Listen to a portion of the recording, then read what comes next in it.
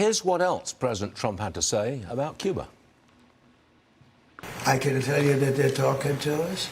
It's a failed nation. They have no money, they have no oil, they have no nothing. They have nice land. They have nice landscape, you know. It's a beautiful island. I think they have great people. I do believe I'll be having the honor of taking Cuba. That'd be good. That's a big honor. Taking Cuba. Taking Cuba in some form, yeah. Taking Cuba. I mean, whether I free it, take it, I think I could do anything I want with it. Congresswoman Nicole Malliotakis is a Republican from New York and joins me now. Ma'am, you're the daughter of a Cuban refugee. What does taking Cuba, as the president says, what does it look like?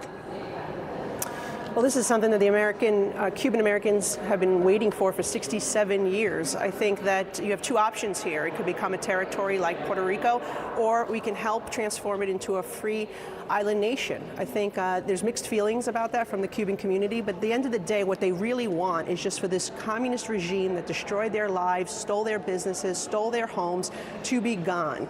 And until that happens, we're not going to see real change in Cuba. I know that there were reports of allowing investment to come to the island. That's simply just not going to happen. And anyone who would invest in the island under the current conditions, with a rigged legal system, with a communist regime, would be foolish.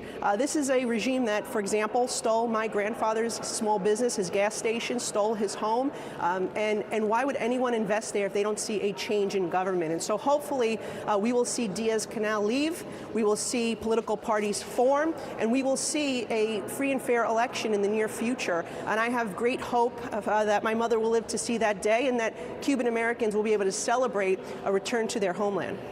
That's on, Congresswoman. Hakeem Jeffries wants to force a vote to fund Homeland Security, but not fund ICE or Border Patrol.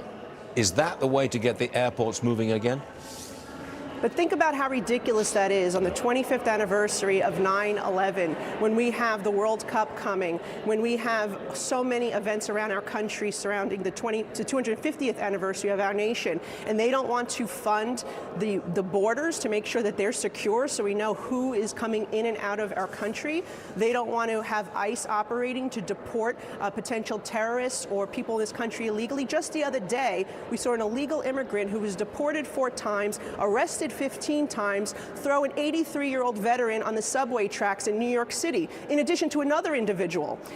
Why doesn't Hakeem Jeffries, why doesn't Chuck Schumer want ICE to be able to have the ability to detain and deport that individual? That's the real question. And so, look, I'll fund anything that will get I'll vote for anything that will get our airports open, but it needs to be part of an overall Department of Homeland Security package. You can't just piecemeal this. It's all important.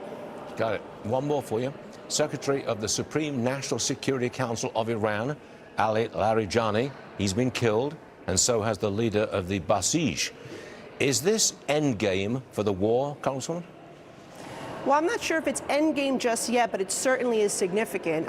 Many people believe that he was the one actually running the country at this time since the Ayatollah was killed.